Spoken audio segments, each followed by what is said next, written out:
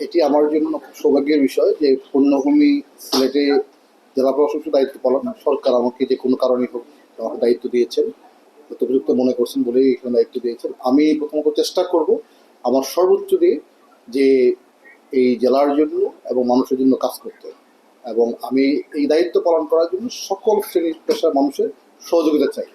এবং আমি আশা করছি যে সবাই মিলে যখন কাজ করব সেটি অবশ্যই এই সিলেট একটি সুন্দর জেলা পরিণত হবে এবং সকলেই এটার বেনিফিশিয়ারি হবে।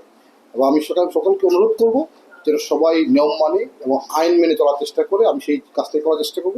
এখানে বেশ কয়েকটা জিনিস আমার প্রায়োরিটি থাকবে।